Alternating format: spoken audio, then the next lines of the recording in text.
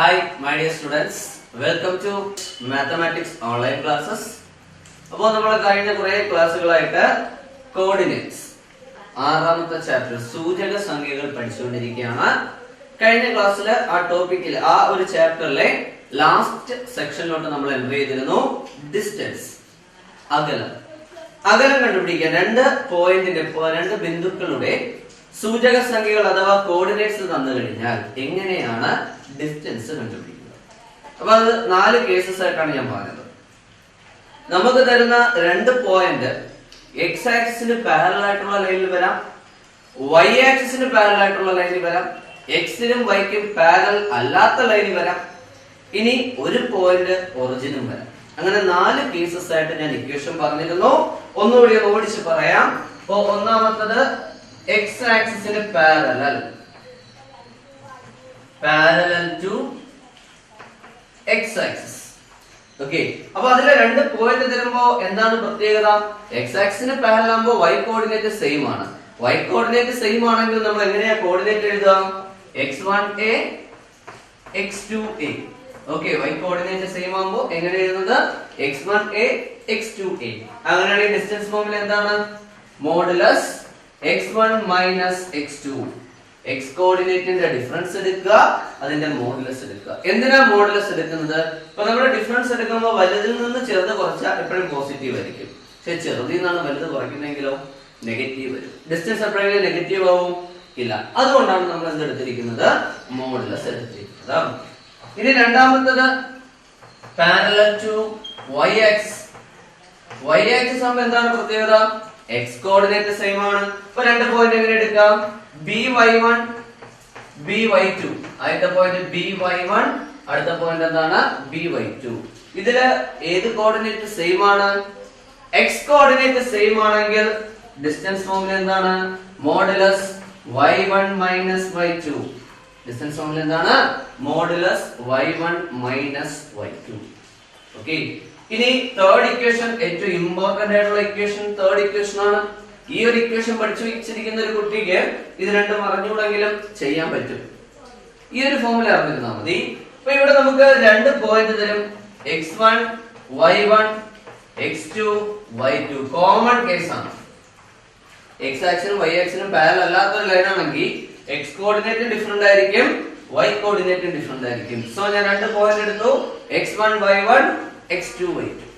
Okay, ഒരു point x1 y1, അടുത്ത point എന്താണ്? x2 y2. അങ്ങനെ ഡിസ്റ്റൻസ് ഫോർമുല എന്തായിരിക്കും? Distance formula d root of x കോർഡിനേറ്റിന്റെ difference x1 minus x2 the whole square plus y കോർഡിനേറ്റിന്റെ difference y1 minus y2 the whole square. Equation കൃത്യമായിട്ട് പഠിച്ചു വെക്കുക. X കോർഡിനേറ്റിന്റെ ഡിഫറൻസ് സ്ക്വയർ, വൈ കോർഡിനേറ്റിന്റെ ഡിഫറൻസിന്റെ സ്ക്വയർ ആഡ് ചെയ്തിട്ട് റൂട്ട് എടുക്കുക. ഇനി ലാസ്റ്റ് ഇക്വേഷൻ, ഒരു പോയിന്റ് ഒറിജിൻ ആധാര ബിന്ദു ആവുകയാണെങ്കിൽ ഒരു പോയിന്റ് സൂചക സംഖ്യ നമുക്ക് എന്തെന്ന് എടുക്കാം? 0 0. ഇവിടെ നമുക്ക് എന്തെന്ന് എടുക്കാം? x y. 2 പോയിന്റേ ഉള്ളൂ, ഒന്ന് 0 0. അങ്ങനെയാണെങ്കിൽ അടുത്ത പോയിന്റ് എന്തെന്ന് എടുക്കാം? x y. അവിടുത്തെ ഡിസ്റ്റൻസ് ഫോർമുല എന്ന് പറയുന്നത് root of X square plus എന്തായിരിക്കും? വൈ സ്ക്വയർ ആയിരിക്കും. ഡിസ്റ്റൻസ് ഫോർമുല എന്താണ്? Root of X square plus Y square. അങ്ങനെ 4 ഫോർമുല നമ്മൾ പഠിച്ചു വെച്ചിട്ടുണ്ട്. അത് റിലേറ്റ് ചെയ്തുകൊണ്ടുള്ള പ്രോബ്ലംസ് നമ്മൾ കഴിഞ്ഞ ക്ലാസ്സിൽ ചെയ്തു തുടങ്ങി അല്ലെ? എത്ര ക്വസ്റ്റ്യൻ ചെയ്തു? 2 ക്വസ്റ്റ്യൻ ചെയ്തു. ഒന്ന് ഒരു സിമ്പിൾ സാമ്പിൾ ക്വസ്റ്റ്യൻ ചെയ്തിരുന്നു. അത് കഴിഞ്ഞിട്ട് നമ്മൾ എന്ത് ചെയ്തു? ഒരേ ലൈനിലാണ് എന്ന് പ്രൂവ് ചെയ്യാനുള്ള ഒരു ക്വസ്റ്റ്യൻ ചെയ്തു. 3 പോയിന്റ് എന്നിട്ട് അത് 3ഉം ഒരേ ലൈനിലാണ് എന്ന് പ്രൂവ് ചെയ്യാനുള്ള ഒരു ക്വസ്റ്റ്യൻ നമ്മൾ ചെയ്തിരുന്നു. ഓക്കെ, ഇനി നമ്മൾ അടുത്ത ക്വസ്റ്റ്യനിലോട്ട് പോവാണ്. ടെക്സ്റ്റ് ബുക്കിൽ പേജ് നമ്പർ 146. പഴയ ടെക്സ്റ്റ് ആണെങ്കിൽ പേജ് നമ്പറിന് വ്യത്യാസം ഉണ്ടാവും. നിങ്ങൾ ചെയ്യേണ്ടത് ഇത്രേ ഉള്ളൂ. കോർഡിനേറ്റ്സ് എന്ന് പറയുന്ന ചാപ്റ്ററിലെ ലാസ്റ്റ് പേജ് എടുക്കുക. ഓക്കെ, കോർഡിനേറ്റ്സിലെ ലാസ്റ്റ് പേജിലുള്ള ക്വസ്റ്റ്യൻ ആണ് ഞാൻ പറയാൻ പോകുന്നത്. അത് കഴിഞ്ഞാൽ അടുത്ത പേജിൽ നോട്ട് എന്ന് പറഞ്ഞ ഹെഡിങ് ആണ് ഉള്ളത്. അപ്പൊ ആ പേജ് എടുക്കുക. അതിലെ ഒന്നാമത്തെ ക്വസ്റ്റ്യൻ നോക്കുക. ഒന്നാമത്തെ ക്വസ്റ്റ്യൻ ഇതാണ്, ഞാനൊന്ന് വായിക്കാം. Calculate length of the side and diagonal of the quadrilateral on the right. അപ്പോ നമുക്ക് ലെങ്ത് ഓഫ് സൈഡ് വേണം, അതുപോലെ ഡയഗണൽ വേണം. എന്തിന്റെയാണ്? ഒരു ക്വാഡ്രിലാറ്ററൽ ഫിഗർ എവിടെ തന്നിട്ടുണ്ട്? റൈറ്റ് സൈഡിൽ തന്നിട്ടുണ്ട്. ഓക്കെ, അപ്പോ ചിത്രത്തില് ഒരു ചതുർഭുജം തന്നിട്ടുണ്ട്, വലതുവശത്തായിട്ട് ഒരു ചതുർഭുജം തന്നിട്ടുണ്ട്. ആ ചതുർഭുജത്തിന്റെ എല്ലാ വശങ്ങളുടെയും നീളം കണ്ടുപിടിക്കണം, അതുപോലെ വികർണങ്ങളുടെയും നീളം കണ്ടുപിടിക്കുക. ഓക്കെ, അപ്പൊ അത് ചെയ്യുന്നതിന് വേണ്ടി ആദ്യം നമുക്ക് എന്ത് ചെയ്യാം? ആ ക്വാഡ്രിലാറ്ററൽ അഥവാ ചതുർഭുജം ഒന്ന് വരയ്ക്കാം. ഓക്കെ,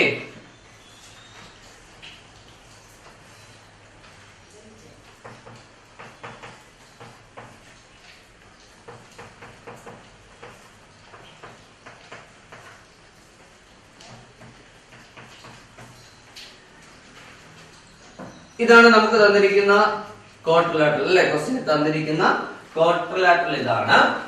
അപ്പോ ഇതിന് 4 സൈഡ് ഉണ്ട് അല്ലെ, ചതുർഭുജത്തിന് 4 വശങ്ങളാണുള്ളത്. അതുപോലെ എത്ര വികരണങ്ങൾ ഉണ്ടാവും? 2 വികരണങ്ങൾ ഉണ്ടാവും. അപ്പൊ ഇതിന് ഞാൻ എ എന്ന് കൊടുക്കുന്നു, ഇത് ബി എന്ന് കൊടുക്കുന്നു. 0 0 എന്ന് പറഞ്ഞാൽ ഒറിജിന്റെ കോർഡിനേറ്റ് ആണ്, സോ അത് നമ്മൾ ഒ എന്ന് കൊടുക്കുന്നു. ഇതപ്പോ എന്തെന്ന് കൊടുക്കാം? സി. അപ്പൊ എന്റെ കയ്യിലുള്ള ക്വാഡ്രിലാറ്ററൽ പേരെന്താ? A B O C. ഇതിന്റെ സൈഡ്സിന്റെ എല്ലാ ലെങ്ത് വേണം, അതുപോലെ ഡയഗണലിന്റെ ലെങ്ത് വേണം. നമുക്ക് ഓരോ സൈഡായിട്ട് നോക്കാം. First side A B. First side ഏതാണ്? A B. എന്തെങ്കിലും പ്രത്യേകത ഉണ്ടോ? എ ബി ഒന്ന് ശ്രദ്ധിച്ചു നോക്കിക്കഴിഞ്ഞാൽ y കോർഡിനേറ്റ് സെയിം ആണ് അല്ലെ. എ ബി ശ്രദ്ധിച്ചു നോക്കിക്കഴിഞ്ഞാൽ y കോർഡിനേറ്റ് സെയിം ആണ്. y കോർഡിനേറ്റ് സെയിം ആണെങ്കിൽ പിന്നെ നമ്മൾ എന്ത് ചെയ്താൽ മതി? x കോർഡിനേറ്റിന്റെ ഡിഫറൻസ് എടുക്കുക, മോഡുലസ് എടുക്കുക. ഇവിടുത്തെ x കോർഡിനേറ്റ് -3, ഇവിടുത്തെ x കോർഡിനേറ്റ് -1. അതിന്റെ മോഡുലസ് -3 -1 എന്താണ്? -4. അതിന്റെ മോഡുലസ് എത്ര കിട്ടും? 4. എ ബി അപ്പൊ എത്രയെന്ന് കിട്ടി? 4. അടുത്ത നമുക്ക് വേണ്ടത് ഒ ബി. അടുത്ത സൈഡിന്റെ പേരെന്താണ്? O B. ഒ ബി നമുക്ക് എങ്ങനെ കണ്ടുപിടിക്കാം? ഒ ബിയുടെ പ്രത്യേകത നോക്കുകയാണെങ്കിൽ ഒരു പോയിന്റ് ഒറിജിൻ ആണ്. ഒറിജിൻ ആണെങ്കിൽ ഇക്വേഷൻ എന്താണ്? √(x² + y² = √(x²) വേണം. x ന്റെ വാല്യൂ എന്ന് പറയുമ്പോൾ b യുടെ ഇത് 0 0, പിന്നെ അത് നോക്കണ്ട, ഇവിടെ നോക്കിയാൽ മതി. b യുടെ x കോർഡിനേറ്റ് 1, അപ്പൊ x² എടുത്ത് 1² പ്ലസ് y യുടെ വാല്യൂ നോക്കണം. b യുടെ y എത്രയാ? -2, അപ്പൊ അതിന്റെ സ്ക്വയർ. 1 ന്റെ സ്ക്വയർ 1, -2 ന്റെ സ്ക്വയർ 4, 1 + 4 5. അപ്പോ OB നമുക്ക് എത്രയെന്ന് കിട്ടി? √5 എന്ന് കിട്ടി. ഓക്കേ, ഇനി അടുത്ത് നമുക്ക് OC എടുക്കാം. OC അതെടുത്താലും അതിലും ഒരു പോയിന്റ് ഒറിജിൻ അല്ലേ. ഒരു പോയിന്റ് ഒറിജിൻ ആണെങ്കിൽ എങ്ങനെയാണ് നമ്മൾ കണ്ടുപിടിക്കുന്നത്? √(x² + y² = √(x) ന്റെ വാല്യൂ എത്രയാണ്? ഇതല്ലേ C അല്ലേ? OC. അപ്പൊ C യുടെ കോർഡിനേറ്റ് നോക്കാം. അപ്പോ x ന്റെ വാല്യൂ -3, y യുടെ വാല്യൂ 1. -3 യുടെ സ്ക്വയർ 9, 1 ന്റെ സ്ക്വയർ 1, 9 + 1 10. അപ്പോ OC എത്രയെന്ന് കിട്ടി? √10 എന്ന് കിട്ടി. ഇനി ഇതിന്റെ അകത്ത് ഒരു സൈഡും കൂടെ ഉള്ളൂ. ഏതാ അത്? AC. എന്തെങ്കിലും പ്രത്യേകത ഉണ്ടോ നോക്കിയേ. AC-ക്ക് ശ്രദ്ധിച്ചു നോക്കിയേ. AC-ക്ക് എന്തെങ്കിലും പ്രത്യേകത ഉണ്ടോ? ഉണ്ട്. x കോർഡിനേറ്റ് സെയിം ആണ് അല്ലെ. ഇവിടെ -3 ആണ്, ഇവിടെ -3 ആണ്. അപ്പൊ x കോർഡിനേറ്റ് സെയിം ആണെങ്കിൽ നമ്മൾ എന്ത് ചെയ്യണം? y കോർഡിനേറ്റിന്റെ ഡിഫറൻസ് എടുക്കുക. അപ്പൊ ഇവിടെ 1, ഇവിടെ -2, സോ ഞാൻ 1 - -2 അതിന്റെ മോഡുലസ്. 2 മൈനസ് ഒരുമിച്ച് വന്ന പ്ലസ് 1 2 കൂടെ കൂട്ടിയാ 3. മോഡുലസ് 3 എത്രയാ? 3. മോഡുലസ് 3 എത്രയാണ്? 3 ആണ്. ഇപ്പൊ നമുക്ക് എന്ത് കിട്ടി? ഈ തന്നിരിക്കുന്ന ക്വാഡ്രിലാറ്ററലിന്റെ 4 സൈഡ് കിട്ടി. ക്വസ്റ്റ്യൻ തീർന്നിട്ടില്ല. ഇനി എന്ത് വേണം? ഇതിന്റെ ഡയഗണൽസ് വേണം. വികർണങ്ങൾ വേണ്ടേ? ഡയഗണൽസ് എങ്ങനെ കണ്ടുപിടിക്കാം? ഡയഗണൽസ് ഇവിടെ വരുന്ന 2 ഡയഗണൽ ഏതൊക്കെയാ? ഒരു ഡയഗണല് OA, അടുത്ത ഡയഗണല് BC. ഓക്കേ, അപ്പൊ ആദ്യം നമുക്ക് എന്ത് കണ്ടുപിടിക്കാം? OA കണ്ടുപിടിക്കാം. OA നമുക്ക് എങ്ങനെ ചെയ്യാം? ഒന്ന് ഒറിജിൻ ആണെങ്കിൽ ഇക്വേഷൻ എന്താ? √(x² + y² = x ന്റെ വാല്യൂ -3, y യുടെ വാല്യൂ -2, അപ്പോൾ -3² + -2². -3 യുടെ സ്ക്വയർ 9, -2 ന്റെ സ്ക്വയർ 4, 9 + 4 എത്ര വരും? 30. അപ്പൊ ഓയുടെ വാല്യൂ നമുക്ക് എത്രയെന്ന് കിട്ടി? √13 എന്ന് കിട്ടി. ഓക്കെ, ഇനി നമുക്ക് ഇവിടെ ഒരു ഡയഗണലിലൂടെ കിട്ടിയാൽ കഴിഞ്ഞു. BC എങ്ങനെ കണ്ടുപിടിക്കാം? BC ഇവിടുത്തെ കേസിൽ നോക്കുകയാണെങ്കിൽ x കോർഡിനേറ്റ് സെയിം അല്ല, y കോർഡിനേറ്റ് സെയിം അല്ല, ഒറിജിനും അല്ല. അങ്ങനെ വരുമ്പോൾ പിന്നെ നമുക്ക് ഏത് ഇക്വേഷൻ എടുക്കാനേ പറ്റൂ? x1 - x2 the whole square plus y1 - y2 the whole square. അപ്പൊ നോക്കാം, b യുടെ കോർഡിനേറ്റ് ഉണ്ടോ? ഇത് x1 y1. c യുടെ coordinate x2 y2. ഇതെന്തെന്ന് എടുക്കാണ്? x1 y1, ഇത് x2 y2. തിരിച്ചെടുത്താലും കുഴപ്പമില്ല, സെയിം ആൻസർ കിട്ടും. കാരണം തിരിച്ചെടുത്തോ കുഴപ്പമൊന്നുമില്ല. ഓക്കെ, അപ്പൊ നമുക്ക് ഇവിടെ ഇട്ട് നോക്കാം. റൂട്ട് ഓഫ് x1 ന്റെ വാല്യൂ 1 മൈനസ് x2 ന്റെ വാല്യൂ -3 അതിന്റെ സ്ക്വയർ പ്ലസ് y1 ന്റെ വാല്യൂ -2 മൈനസ് y2 ന്റെ വാല്യൂ 1 അതിന്റെ സ്ക്വയർ. രണ്ട് മൈനസ് ഒരുമിച്ച് വന്ന പ്ലസ് 1 3 കൂടെ കൂട്ടിയ 4, 4 ന്റെ സ്ക്വയർ 16. -2 -1 -3 -3 യുടെ സ്ക്വയർ 9. 16 9 കൂടെ ആഡ് ചെയ്യുന്നു 25. √25 എത്രയാ? 5. ഓക്കേ, അപ്പൊ സിമ്പിൾ ആയിട്ട് നമ്മൾ ഇക്വേഷൻ ഇട്ട് കൊടുക്കുന്നു, എന്നിട്ട് എന്ത് ചെയ്യുന്നു? സോൾവ് ചെയ്യുന്നു. അപ്പൊ ഇക്വേഷൻ അറിയാവുന്ന ഒരു കുട്ടിക്ക് ഇങ്ങനെ ഒരു ക്വസ്റ്റ്യൻ ചോദിച്ചാൽ സിമ്പിൾ ആയിട്ട് ചെയ്യാൻ പറ്റും. ഓക്കേ, ക്ലിയർ ആണല്ലോ? അപ്പൊ നമ്മള് ഒന്നാമത്തെ ക്വസ്റ്റ്യൻ ചെയ്തു കഴിഞ്ഞു.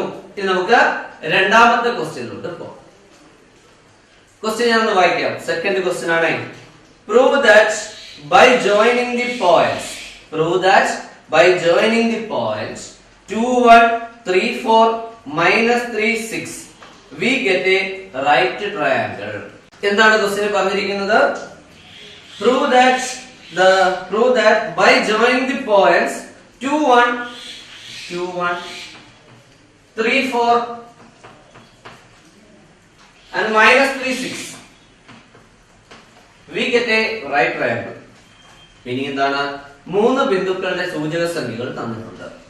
ഈ മൂന്ന് സൂചക സംഖ്യകൾ യോജിപ്പിച്ചുകൊണ്ട് ഒരു ത്രികോണം വരച്ചു കഴിഞ്ഞാൽ അത് മട്ടത്രികോണമാണ് എന്ന് തെളിയിക്കുക. ഓക്കെ, എന്താണ് തെളിയിക്കുക? ഒരു മട്ടത്രികോണമാണ് എന്ന് തെളിയിക്കുക. അത് എങ്ങനെയാണ് തെളിയിക്കുന്നത് നോക്കിക്കോളാം. ആദ്യത്തെ പോയിന്റ് എ, രണ്ടാമത്തെ പോയിന്റ് ബി, മൂന്നാമത്തെ പോയിന്റ് സി.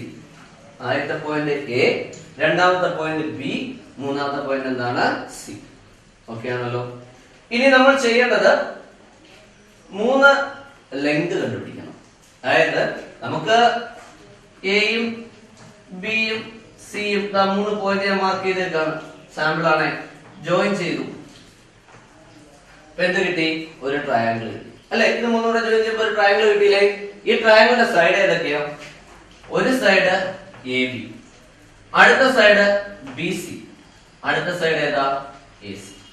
ഓക്കെ, ഈ മൂന്ന് സൈഡിന്റെ ലെങ്ത് ഒന്ന് കണ്ടുപിടിക്കുക. എ ബി വേണം, ബി സി വേണം, എ സി വേണം. അപ്പോ എ ബി കണ്ടുപിടിക്കാൻ വേണ്ടിയിട്ട് ഇക്വേഷൻ എന്താണ്?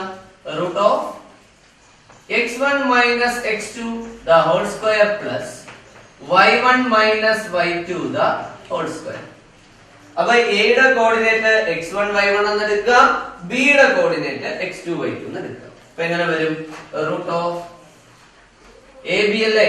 ഓ 2 - 3 the whole square plus 1 - 4 the whole square. 2 - 3 -1 -1 ന്റെ സ്ക്വയർ 1. 1 - 4 -3 1 - 4 -3 -3 ന്റെ വർഗം 9. 1 ഉം 9 കൂടെ കൂട്ടിയാൽ 10. അപ്പോ എ ബി എത്രയെന്ന് കിട്ടി? 10 എന്ന് കിട്ടി. അടുത്ത നമുക്ക് ബി സിയിലോട്ട് പോകാം. സെയിം ഇക്വേഷൻ റിപ്പീറ്റ് ചെയ്യാണ്. x1 - x2 the whole square plus y1 - y2 the whole square equal to root of x1 ഉം x2 ഉം വേണം. പോയിന്റ് ഏതാ? B C. അപ്പൊ ബി യുടെ x ഉം സി യുടെ x ഉം എടുക്കുക. ബി യുടെ 3 -3 യുടെ സ്ക്വയർ പ്ലസ് അടുത്ത എന്ത് വരും? 4 - 6 the whole square. രണ്ട് മൈനസ് ഒരുമിച്ച് വന്ന പ്ലസ് മൂന്ന് കൂടെ കൂട്ടിയാൽ മൈനസ് കൂടെ പ്ലസ്, മൂന്ന് കൂടെ കൂട്ടിയാൽ 6. 6ന്റെ സ്ക്വയർ എത്രയാ? 36 പ്ലസ് 4 മൈനസ് 6, 4 6 കുറച്ച -2, -2ന്റെ സ്ക്വയർ 4. 36 പ്ലസ് 4 40, റൂട്ട് 40. ഓക്കെ, അപ്പൊ നമ്മുടെ എ ബി ആയി ബി സി ആയി. അടുത്ത നമുക്ക് ഏതാ വേണ്ടത്? A C. എ സി എങ്ങനെ കണ്ടുപിടിക്കാം? ഇതുപോലെ നോക്കിയോ, root of x1 minus x2 the whole square plus y1 minus y2 the whole square equal to root of values കൊടുക്കാം. എ സി അല്ലേ, അപ്പൊ എയുടേത് 2, സി യുടേത് -3, അപ്പൊ 2 മൈനസ് 3 സ്ക്വയർ പ്ലസ് y നോക്കണേ 1 6, അപ്പൊ 1 minus 6 the whole square. 2 minus ഒരുമിച്ച് വന്ന plus 2 3 കൂടെ കൂട്ടിയ 5, 5ന്റെ സ്ക്വയർ 25 പ്ലസ് അടുത്തത് 1 6 കുറച്ച -5, -5ന്റെ സ്ക്വയർ 25 കൂട്ടിയെടുത്ത് 25 കൂടെ കൂട്ടിയാൽ 50. ഓക്കെ, അപ്പോ A B root 10, B C root 40, A C root 50. അപ്പൊ 3 സൈഡിന്റെയും ലെങ്ത് കണ്ടുപിടിച്ചു. തീർന്നില്ല. ഇനി അടുത്ത നമ്മൾ ചെയ്യേണ്ടത് 3 സൈഡിന്റെ ലെങ്ത് കണ്ടുപിടിച്ചാൽ അടുത്ത സ്റ്റെപ്പ് എന്ന് പറയുന്നത് ഇവിടെ നമ്മൾ പൈതഗോറസ് തിയറം പ്രൂവ് ചെയ്യാം. ഓക്കെ, പൈതഗോറസ് സിദ്ധാന്തം പഠിച്ചിട്ടില്ലേ? Base square plus altitude square equal to hypotenuse square. Right ട്രയാങ്കിളിന് മാത്രമുള്ള ഒരു പ്രത്യേകതയാണ് base square plus altitude square equal to hypotenuse square. ആ ഇക്വേഷൻ നമുക്ക് ഇവിടെ അപ്ലൈ ചെയ്യാം. ഇവിടുത്തെ പ്രശ്നം എന്താ? ഏതാണ് ബേസ്, ഏതാണ് ആൾട്ടിറ്റ്യൂഡ്, ഏതാണ് ഹൈപ്പോട്ടനൂസ് എന്ന് നമുക്ക് അറിയില്ല. അപ്പൊ നമ്മൾ ചെയ്യേണ്ടത് തന്നിരിക്കുന്ന ചെറിയ രണ്ടെണ്ണം എടുക്കുക. അപ്പൊ ഇത് തന്നിരിക്കുന്നല്ല, നമ്മൾ കണ്ടുപിടിച്ചത് ക്വസ്റ്റ്യനിൽ തന്നിരിക്കുന്ന കാര്യങ്ങൾ വെച്ചുകൊണ്ട് നമ്മൾ 3 ലെങ്ത് കണ്ടുപിടിച്ചില്ലേ? ആ 3 ലെങ്തില് ചെറിയ 2 ലെങ്ത് എടുക്കുക, സ്ക്വയർ എടുത്ത് ആഡ് ചെയ്യുക.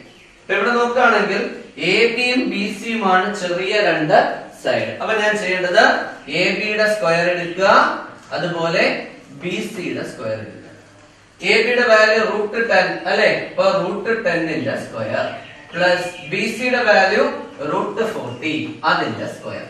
റൂട്ട് 10ന്റെ സ്ക്വയർ റൂട്ട് 10ന്റെ സ്ക്വയർ 10, റൂട്ട് 40ന്റേത് 40 കൂട്ടിയാൽ 5. ഓക്കെ, അടുത്തത് വലിയ സൈഡിന്റെ സ്ക്വയർ എടുത്ത് നോക്കുക.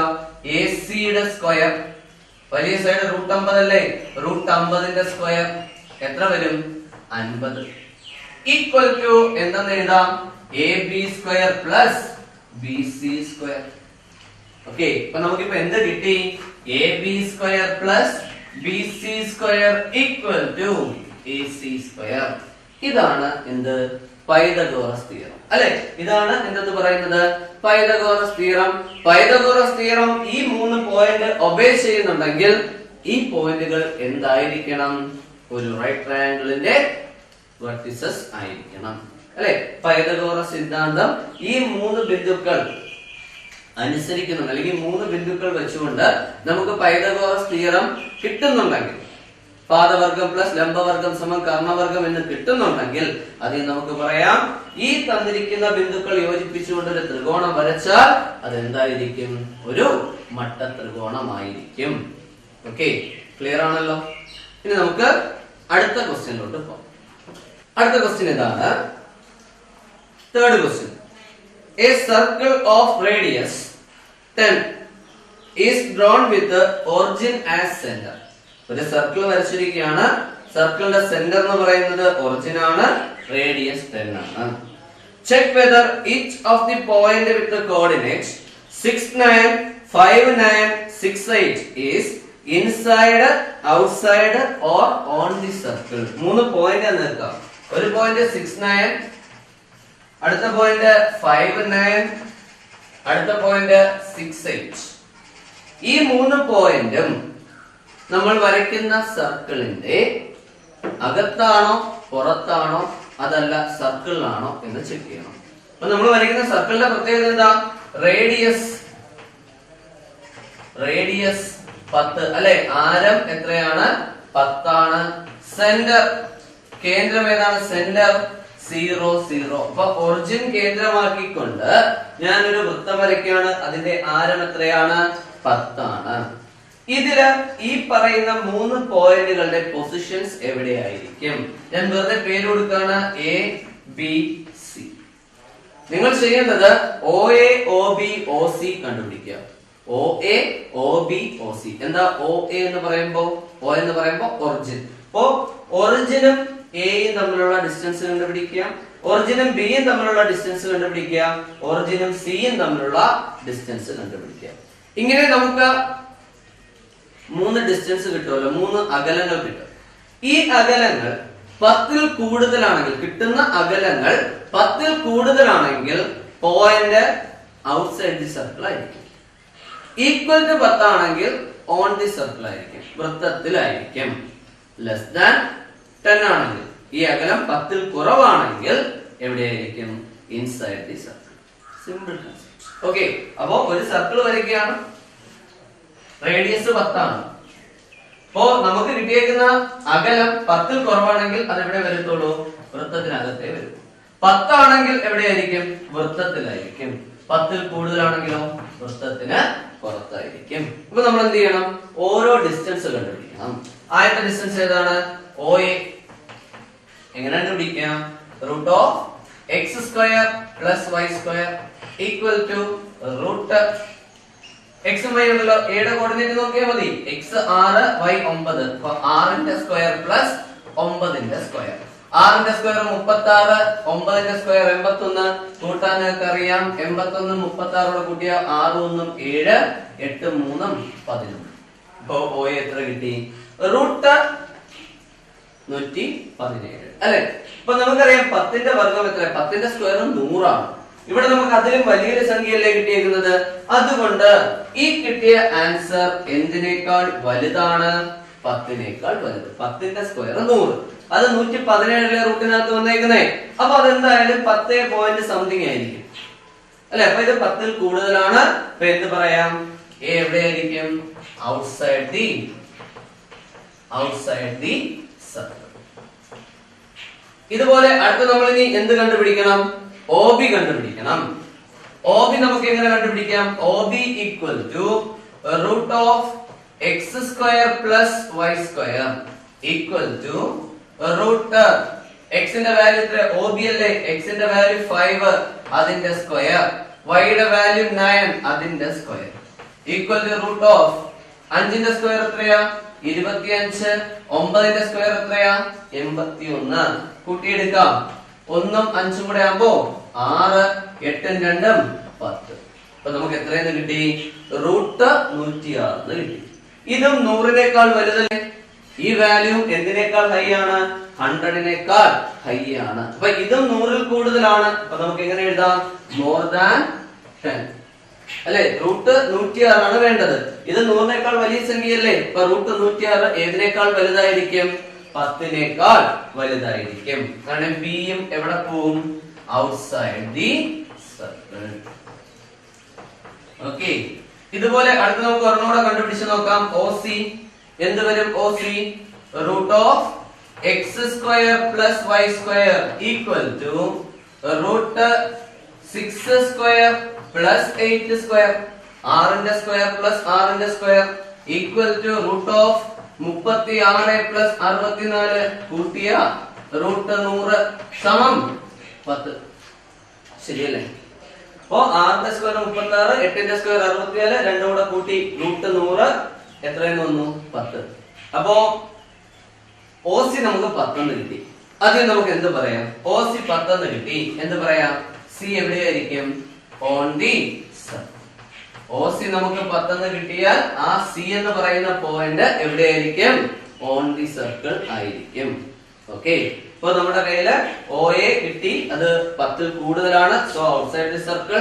OBയും 10ൽ കൂടുതലാണ്, ഔട്ട്സൈഡ് ദി സർക്കിൾ. OC എന്താണ്? Equal to 10. 10ന് തുല്യമാണ്. അപ്പം OC ആരത്തിന് തുല്യമാണെങ്കിൽ C എവിടെയായിരിക്കും? വൃത്തത്തിലെ പോയിന്റ് ആയിരിക്കും. ഇനി ഇതിനൊരു സെക്കൻഡ് പാർട്ട് ക്വസ്റ്റ്യൻ ഉണ്ട്. നോക്കിയേ, ബി പാർട്ട് ഒരു ക്വസ്റ്റ്യൻ ഉണ്ട്. എന്താ പറഞ്ഞിരിക്കുന്നത്? ഈ സർക്കിളിലെ 8 പോയിന്റ് കണ്ടുപിടിക്കുക.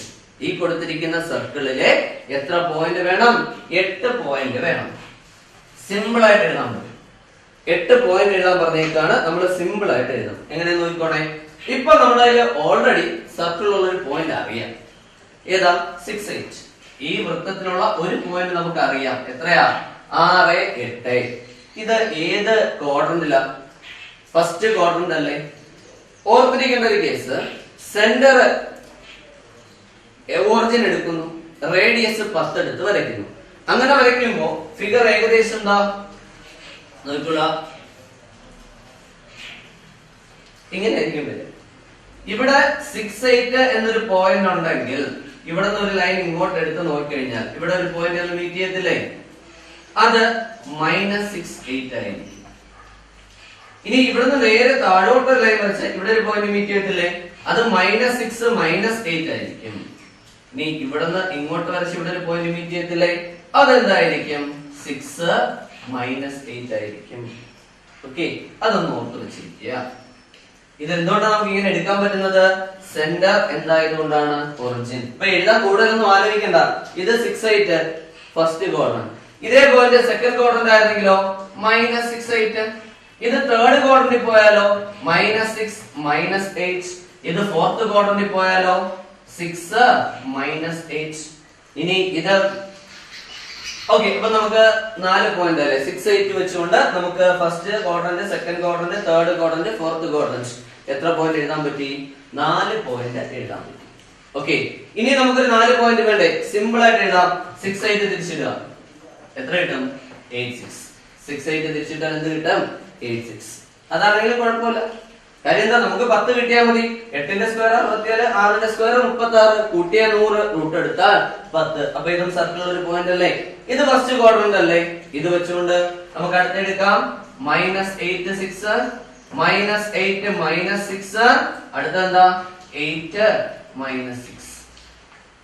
ഓക്കെ, അപ്പോ നമുക്ക് എന്ത് തീരുമാനമായി? 8 പോയിന്റ് കാര്യത്തിലും തീരുമാനമായി. ഓക്കെ, അപ്പൊ നമുക്ക് എത്ര പോയിന്റ് കിട്ടിക്കഴിഞ്ഞു? 8 പോയിന്റ് കിട്ടിക്കഴിഞ്ഞു. ഓക്കെ, ചെയ്യാൻ പറ്റുന്ന സിമ്പിൾ ആയിട്ടുള്ള ഒരു ക്വസ്റ്റ്യൻ. അപ്പൊ ഇന്നത്തെ ക്ലാസ്സിൽ നമ്മൾ 3 ക്വസ്റ്റ്യൻസ് ആണ് ഡിസ്കസ് ചെയ്തിരിക്കുന്നത്. ക്ലിയർ ആണല്ലോ? ഇനി ഒരു 3 ക്വസ്റ്റ്യൻ കൂടെ ബാലൻസ് ഉണ്ട്. ആ 3 ക്വസ്റ്റ്യൻ കൂടെ ആകുമ്പോ ഈ ചാപ്റ്റർ കംപ്ലീറ്റ് ആവും. അത് നമുക്ക് അടുത്ത ക്ലാസ്സിൽ പഠിക്കാം. അപ്പോ ഇത്രയും വെച്ചുകൊണ്ട് ഇന്നത്തെ ക്ലാസ് ഞാൻ വൈൻഡ് അപ്പ് ചെയ്യാണ്. ബാക്കി നമുക്ക് എന്ത് ചെയ്യാം? അടുത്ത ക്ലാസ്സിൽ പഠിക്കാം. Okay, thank you.